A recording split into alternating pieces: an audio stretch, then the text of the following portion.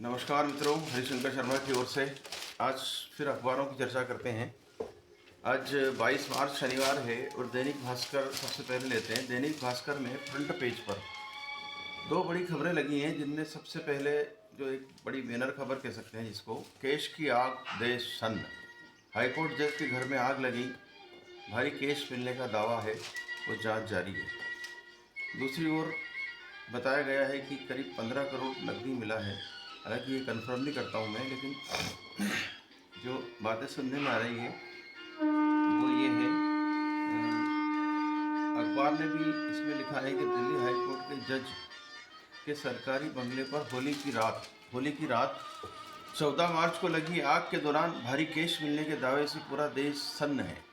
Reports में दावा किया गया है कि लुटियंस जोन स्थित बंगले में जब आग लगी तब जज साहब घर में नहीं थे। आग बुझाने के दौरान ही केश मिलने की बात बताई जा रही है। अब इसमें इन्होंने राशि नहीं बताई है। राशि कई सोशल मीडिया पर चल रही है, अलग अलग हो सकता है कितनी हो, इसके बारे में कंफर्म नहीं कर सकते। दूसरी खबर लगी है, शराब पार्टी में देर रात गोली चली। ये घटना है इंदौर की। शराब पार्टी में देर रात गोली चली, युवती की मौत हुई। एक शराबी ने खोले बंगले के राज। महालक्ष्मी नगर इंदौर में मेकअप आर्टिस्ट की गुरुवार को देर रात गोली मारकर हत्या कर दी गई। वह ग्वालियर की रहने वाली थी और एक अन्य युवती के कहने पर वहां पहुंची थी। युवती और साथियों ने जमकर शराब पार्टी की। इसी दौरान अवैध पिस्टल से गोली चली। युवती की आंख में जाकर सिर में धंस गई और युवती की मौत हो गई। अब युवा वर्ग नशे की गिरफ्त में है। तरह तरह के नशे किए जा रहे हैं, छोटे गाँव से लेकर बड़े शहरों तक, और उसका नतीजा हम डेली अखबार में कहीं की खबर में देखते हैं।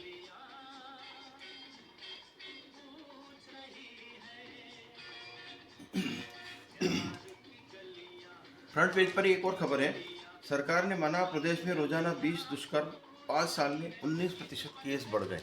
चिंता का विषय है। उम्मीद करें कि इस पर तगड़ी कार्रवाई होगी। हालांकि कानून तो बना ही दिया संसद में, लेकिन फिर भी दुष्कर्म के काम रुक नहीं रहे हैं। पेज नंबर 2 पर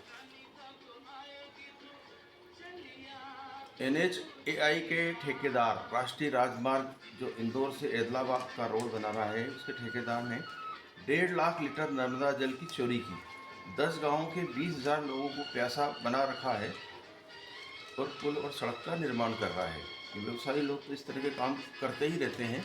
रोकने वाले एजेंसियों को इस पर ध्यान देना होगा।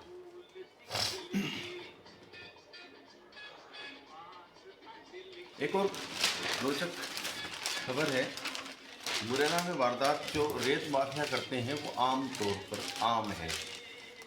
मुरैना, भिंड जो ज़िले हैं, जो हमारे मध्य प्रदेश के मुकुट कह सकते हैं जिनको हम, वहाँ पर कानून का राज शायद चलता हो। एक बड़े वरिष्ठ अधिकारी ने भी कहीं भाषण में कहा था कि ये दो ज़िले तो आप छोड़ ही दीजिए कि मध्य प्रदेश में हैं। यहाँ बिजली चोरी, रेत चोरी, जितने भी चोरी के काम और सीना चोरी के ऊपर सीना चोरी होती रहती है।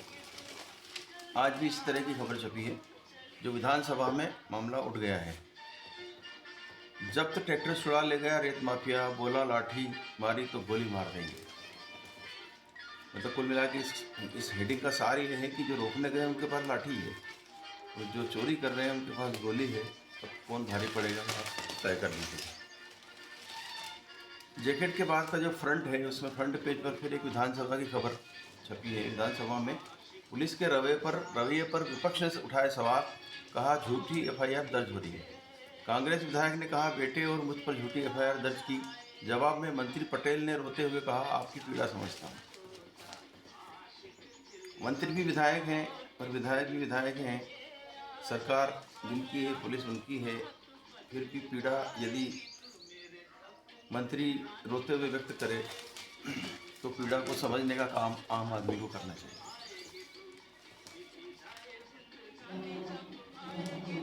बड़े दिनों से OBC आरक्षण का मसला मध्य प्रदेश हाईकोर्ट में चल रहा है। 13% भर्तियाँ इस आरक्षण के कारण रोकी पड़ी है। ये आरक्षण का फैसला मध्य प्रदेश सरकार में तत्कालीन कमलनाथ सरकार द्वारा लिया गया था। तब से 13% कोटा होल्ड पर है।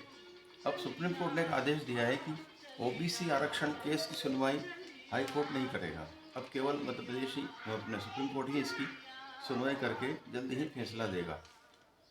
ये रुका हुआ फैसला काफ़ी दिन से रुका हुआ है, इस पर फैसला हो ही जाना चाहिए अब, ताकि 13% अभ्यर्थियों के भविष्य जो लटके हुए हैं अधर में, उन पर भी निराकरण हो। एक खबर और है, आज से आज की शाम में क्रिकेट के नाम IPL शुरू हो रहा है। क्रिकेट प्रेमियों के लिए बहुत ही अच्छी खबर है। आज पहला मैच कोलकाता बेंगलुरु के बीच शाम 7:30 बजे से होगा और फाइनल इस IPL का 25 मई को कोलकाता में होगा।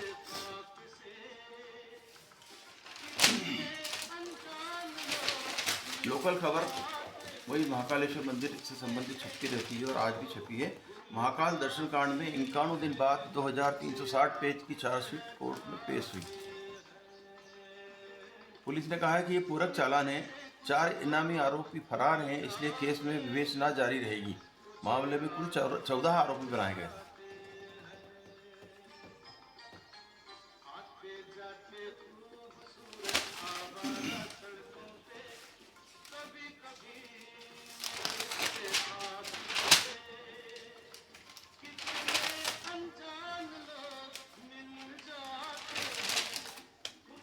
अब आते हैं संपादकीय पृष्ठ पर।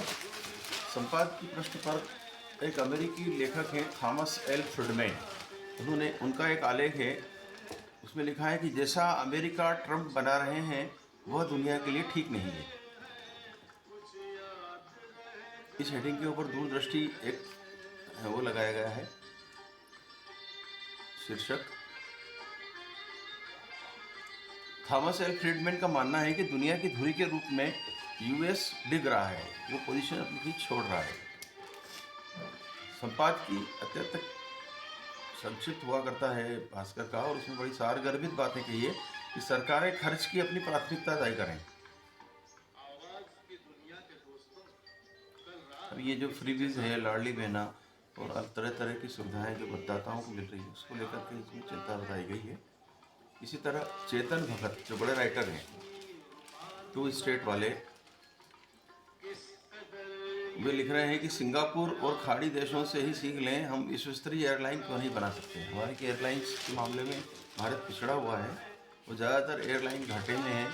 जिन लोगों ने हिम्मत कर इस बिजनेस को चलाया, जेट एयरवेज के मालिक वगैरह, आज आर्थिक अनियमितता में फंसकर जेल की सजा भुगत रहे हैं, मालिया निर्वासित हैं। तो इस तरह से एयरलाइन व्यवसायी लोगों के लिए शुभ साबित नहीं हुआ है।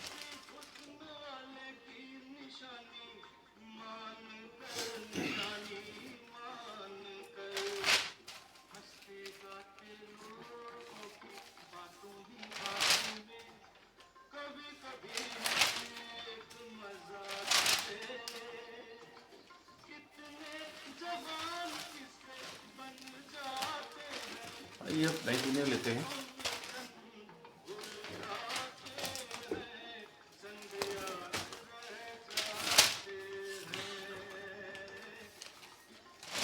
नई दुनिया के फ्रंट पेज पर वही दिल्ली हाईकोर्ट जज के घर मिली भारी नकदी जैसी बड़ी खबर लगी है। क्रिकेट के धूम धड़ाके के लिए तैयार दुनिया, दोनों ही अखबारों में एक जैसी खबरें हैं। संविदा कर्मचारियों को भी मिलेगा राष्ट्रीय पेंशन योजना का लाभ, ये एक अच्छी खबर है कर्मचारियों के लिए। इसी तरह जेकेट के बाद वाले पेज में उज्जैन नगर निगम से संबंधित बड़ी खबर है, जिसमें लिखा है कि संपत्ति कर की राशि में जुड़कर आएगा पानी का बिल। अलग से बिल नहीं आएगा, इकट्ठा मतलब साल में एक बार लेने की विचार है।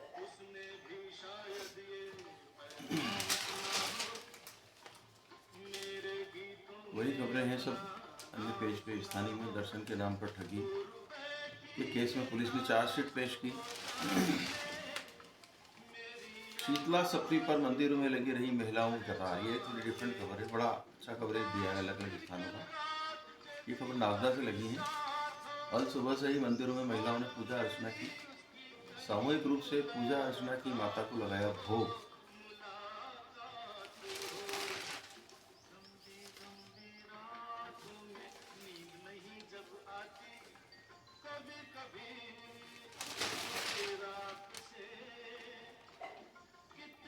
संपादकीय पृष्ठ पर औरंगजेब की मानसिकता का उपचार कैसे हो, इस पर लिख रहे हैं शंकर शरण।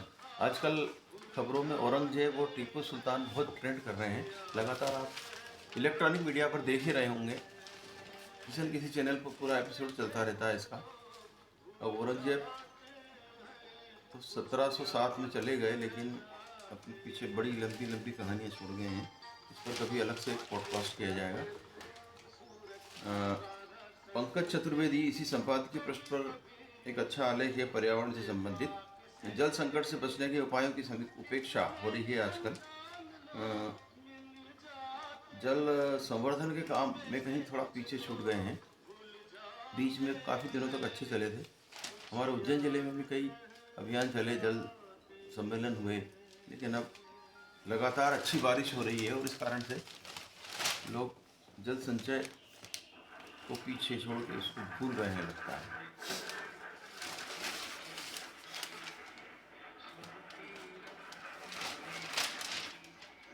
आज विश्व जल दिवस है, शायद इसीलिए इस तरह की खबरें हैं। और आज तो नई दुनिया ने कमाल ही किया है। हमेशा नई दुनिया का पर्यावरण को लेकर के अलग दृष्टि होती है।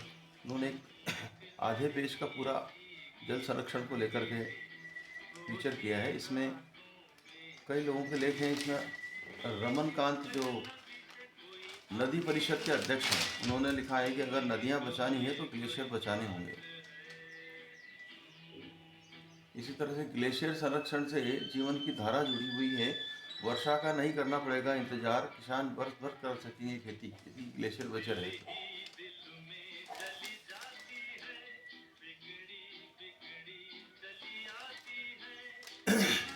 सेकंड लास्ट पेज देश विदेश से केंद्रित है और इसमें हमारे गृह मंत्री अमित शाह जी का एक बयान छपा है कि भ्रष्टाचार छिपाने के लिए भाषा के नाम पर जहर घोल रहा है द्रमुक। भाषाई विवाद एक लंबे समय से चल रहा है। दक्षिण के राज्य हमेशा आरोप लगाते हैं कि हम पर हिंदी थोपी जा रही है, हालांकि ऐसा कुछ है नहीं, पर राजनीति तो है, हो ही रही है।